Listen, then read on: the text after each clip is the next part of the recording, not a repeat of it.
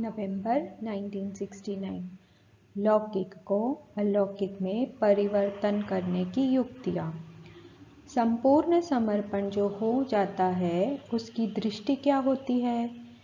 दृष्टि और वृत्ति में रूहानियत आ जाती है, अर्थात दृष्टि वृत्ति रूहानी हो जाती है। जिस्म को नहीं देखते हैं तो शुद्ध पवित्र दृष्टि हो जाती है। जड़ चीज़ को आँखों से देखेंगे ही नहीं तो उस तरफ वृत्ति भी नहीं जाएगी।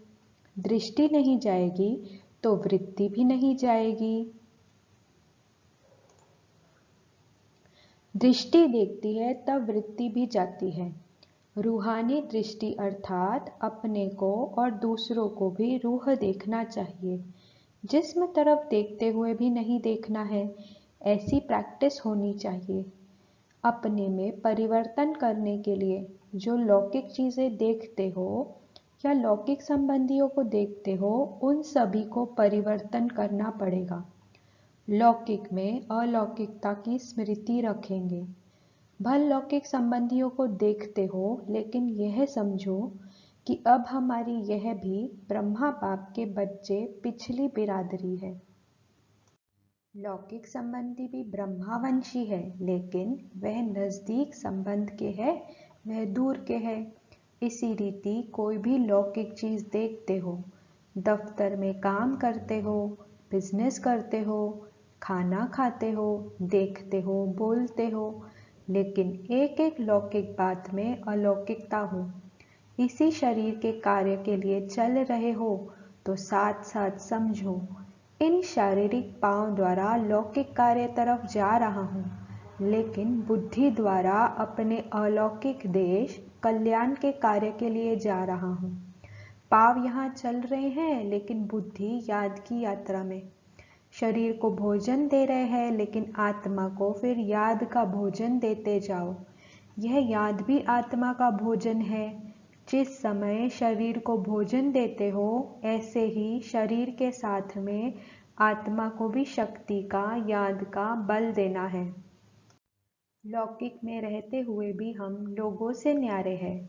अपने को आत्मिक रूप में न्यारा समझना है। कर्तव्य से न्यारा होना तो सहज है, उससे दुनिया को प्यारे नहीं लगेंगे। दुनिया को प्यारे तब लगेंगे जब शरीर से न्यारी आत्मा रूप में कार्य करेंगे। तो सिर्फ दुनिया की बातों से ही न्यारा नहीं बनना है, पहले तो अपने शरीर से न्यारा बनना है। जब शरीर से न्यारे होंगे तब प्यारे होंगे। अपने मन के प्रिय, प्रभु प्रिय और लोकप्रिय भी बनेंगे। अभी लोगों को क्यों नहीं प्रिय लगते हैं? क्योंकि अपने शरीर से न्यारे नहीं हुए हो, सिर्फ देह के संबंधियों से न्यारे होने की कोशिश करते हो तो वह उलाहने देते। खुद को क्या चेंज किया है? पहले देह के भान से न्यारा होंगे तो उलाहने नहीं मिलेंगे और ही लोकप्रिय बन जाएंगे। प्रभाव डालने के लिए पहले अपने को परिवर्तन में लाओ। अपनी दृष्टि, वृत्ति, स्मृति को, संपत्ति को, समय को परिवर्तन में लाओ, तब दुनिया को प्रिय लगेंगे। यह कौन सी 3 बातें सुनाई जाती है जिससे संपूर्ण समर्पण आ जाता है? मनसा, वाचा और कर्मणा के लिए शिक्षा कौन सी है? अगर वह 3 बातें याद रखेंगे तो संपूर्ण समर्पण हो ही जाएंगे। वह 3 बातें कौन सी? एक तो देह सहित सभी संबंधों का त्याग। मामेकम याद करो, यह तो हो गया मनसा। वाचा के लिए क्या शिक्षा मिलती है? हर समय जैसे मोती चुगते हैं, इस रीति मुख से रत्न नहीं निकले, एक दो को पत्थर नहीं, लेकिन ज्ञान रत्नों का दान देना है। और कर्मणा के लिए यही याद रखो कि जो कर्म मैं करूँगा, मुझे देख सभी करेंगे। दूसरी बात कि जो करेंगे सो पाएंगे। यह दोनों बातें याद रहने से कर्मणा में बल मिलता है, अर्थात जो सभी के संपर्क में आते हैं उसमें बल मिलता है। अगर यह पक्का याद रखेंगे कि हम तो संपूर्ण समर्पण हो ही गए, तो तो यह अविनाशी याद आपको अविनाशी बनाकर रखेगी। अगर आप कुछ डगमग हुए तो फिर समस्या डगमग करेगी। साथ किसके रहेंगे? साथी अंगुली छोड़ दे तो क्या करेंगे? सभी अपना साथ निभाए। बाप दादा तो किस न किस रूप से साथ निभाने अर्थात अंगुली पकड़ने की कोशिश करते रहते हैं।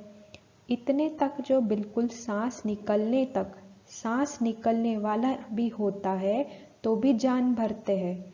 लेकिन कोई ऑक्सीजन लगाने ही न दे, नली को ही निकाल दे तो क्या करेंगे? वास्तव में सहयोग कोई मांगने की चीज नहीं है। सहयोग स्नेही को स्वतः ही प्राप्त होता है। आप बाप दादा का स्नेही बनो तो सहयोग स्वतः ही प्राप्त होगा। मांगने की आवश्यकता नहीं। आधा कल्प मांगते रहे भक्त रूप में, अभी बच्चा बनकर भी मांगते रहे तो बाकी फर्क क्या रहा भक्त और बच्चों में? लेकिन कारण क्या है कि अज्ञानी होकर सहयोग मांगते हो, अधिकारी समझो तो फिर मांगने की आवश्यकता नहीं। जो सहयोगी होंगे उनकी परख क्या होगी? वह परिवार और बाप दादा के विचारों और जो कर्म होते हैं उनमें एक दो के समीप होंगे। एक दो के मत के समीप आते जाएंगे तो फिर मतभेद खत्म हो जाएगा।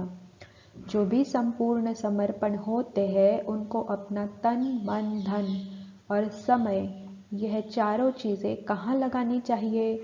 यह तो जरूर है कि प्रवृत्ति मार्ग तरफ भी ध्यान देना है, लेकिन यह जो चारों चीजें देते हो उसके लिए आपके मन में जजमेंट ठीक है कि हम यथार्थ रीति प्रयोग कर रहे हैं? संपूर्ण समर्पण आत्मा को जो सचमुच तन मन धन और समय देना चाहिए इस प्रमाण दे रहे हैं? यह पोता मेल भी निकालो कि तन मन धन और समय का प्रयोग कहाँ करते हैं। समस्याएं सामने क्यों आती है? क्योंकि ज्ञान की कई बातें उल्टे रूप में अंदर में धारण कर ली है। कोई भूल होगी तो कहेंगे कि संपूर्ण तो बने नहीं है, अभी तो समय पड़ा है। पुरुषार्थी है, पुरुषार्थी को भूले करने की छुट्टी नहीं है। लेकिन आजकल ऐसे समझ बैठे हैं कि पुरुषार्थी अर्थात भूले माफ है। ये ऐसा करते हैं तो हमको करना पड़ता है। यह ज्ञानी के बदले अज्ञानी हो गया। याद क्या रखना है? जो करेगा सो पाएगा। मैं जो करूँगा मुझे देख और करेंगे, उनको देख मुझे नहीं करना है। मैं ऐसा करूं जो मुझे देख और भी ऐसा करे। चार शक्तियों को धारण करना है तो एक ही ईश्वरीय शक्ति, लेकिन स्पष्ट करने के लिए कहा जाता है। पहली है समेटने की शक्ति अर्थात शॉर्ट करने की शक्ति, दूसरा समाने की शक्ति, तीसरा सहन करने की शक्ति और चौथा सामना करने की शक्ति। लेकिन किसका सामना करना है? बाप दादा व दैवी परिवार का नहीं, माया की शक्ति का सामना करने की शक्ति। अच्छा, ओम शांति।